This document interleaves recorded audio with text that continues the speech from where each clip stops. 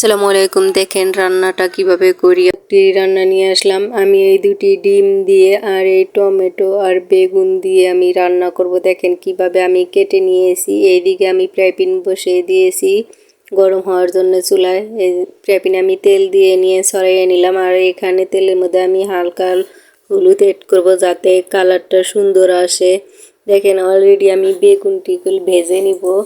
কাঁচা বেগুন আমি করব না, এই কারণে বেগুনগুলো আমি ভেজে নিব।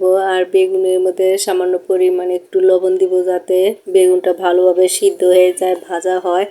আপনারাও এইভাবে ভেজে নেবেন, দেখবেন রান্নাটা কত সুন্দর হয়।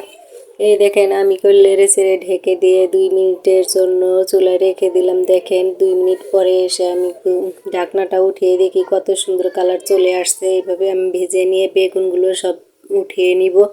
উঠিয়ে নেওয়ার পরে আমি ফ্রাই প্যানের মধ্যে যে তেলটা ছিল ওই তেলের মধ্যে এই দুটি ডিম যে আমি ভেঙে রেখে দিয়েছিলাম ওই দুটি ডিম আমি ভেঙে নিব। দেখেন ডিমটি ভেঙে আমি ভালো করে সরে উল্টায় নিতে আসি। উল্টে ভেজে নিয়ে দেখেন আমি এই ডিমটির মধ্যে কত সুন্দর উল্টিয়ে পাল্টিয়ে ভেজে নিব ভালো করে। আপনারাও এইভাবে ভেজে নেবেন। দেখেন আমি এই ডিমটা একটু ওষার রেখেছি যাতে মাঝখান দিয়ে কাটা যায়। এইভাবে 2 ভাগ করে আমি আবার মাঝখান দিয়ে আবার কেটে কেটে টুকরো টুকরো করে নিব, নিয়ে এগুলো উঠিয়ে নিব। এখানে আবার ফ্রাই প্যানে আমি তেল দিয়ে নিব। এখানে আমি জিরের গুঁড়া, কালি জিরা এই সব কিছু দিয়ে আমি পেঁয়াজ কুচি পেঁয়াজ মরিচ কুচি দিয়ে আমি কিছুক্ষণ ভেজে নিব লাল লাল করে। দেখেন আমি পেঁয়াজ কুচি করে লাল লাল হয়ে গেছে। এখানে আমি আদা বাটা একটু আর রসুন বাটা আমি অ্যাড করে দিলাম যাতে আদা রসুনের কাঁচা গন্ধটা চলে যায়। আর আমি এখানে জিরার গুঁড়া, ধনিয়ার গুঁড়া, হলুদের গুঁড়া, মরিচের গুঁড়া এগুলো দিয়ে আর স্বাদ মতো আমার লবণ দিয়ে আমি এইগুলো নেড়ে চেড়ে ভালো করে ভেজে নিব। ভেজে নেওয়ার পর একটু আমি কষে তারপরে একটু পানি অ্যাড করে নিব। পানি দিয়ে ভালোভাবে কষে ভেজে নিব। আপনারা দেখেন আমি পানি দিয়ে কত সুন্দর করে কষিয়ে নিছি। এগুলো তেল যখন ছেড়ে দিবে আপনারা তখন তরি তরকারিগুলো দিবেন। এখানে দেখেন আমার কালারটা কত সুন্দর হয়েছে। এখানে আমি যে টমেটোগুলো পিস পিস করে কেটে রেখে দিয়েছিলাম এগুলো দিয়ে কত সুন্দর করে নেড়ে চেড়ে দেখেন রেখে দিলাম।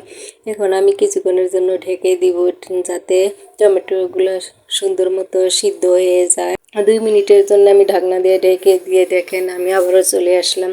কত সুন্দর কালার চলে আসছে দেখছেন। আপনারা দেখতে পাচ্ছেন কত সুন্দর কালার চলে আসছে আর আমার টমেটোগুলোও সিদ্ধ হয়ে গেছে। এইখানে আমি আবার জল দিব। পানি দিয়ে আমি আবার এগুলো করে নিব যাতে আমি ভাজা বেগুনগুলো যে রেখেছি এইগুলা অ্যাড করে দিব। জলটা দিয়ে ভালো করে নাড়াচাড়া করে নেবেন আপনারা। নেওয়ার পরে দেখেন আমি কিছুক্ষণ ঢাকনা দিয়ে ঢেকে দিব যাতে পানিটা বলক আসা পর্যন্ত আমি এটা ঢেকে রেখে দিব। অলরেডি দেখেন আমার তরকারিটা কত সুন্দর বলক চলে আসছে আর কত সুন্দর কালার চলে আসছে। এখানে দেখেন আমি ভাজা বেগুনটা যে রেখেছি এই বেগুনটাগুলো আমি এখন এর মধ্যে দিয়ে দিচ্ছি।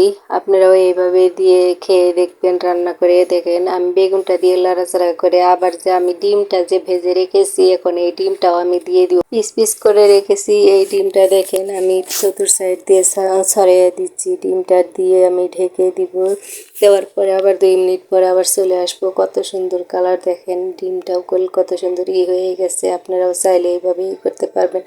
আমি আবারও ঢাকনা দিয়ে ঢেকে দিলাম। অলরেডি দেখেন আমার রান্নাটা শেষ হয়ে গেছে। আমার চ্যানেলটা লাইক কমেন্ট শেয়ার করবেন, ভালো লাগলে সাবস্ক্রাইব করবেন। আজকের মতো ভিডিওটা এই পর্যন্ত। আল্লাহ হাফেজ, ভালো থাকবেন।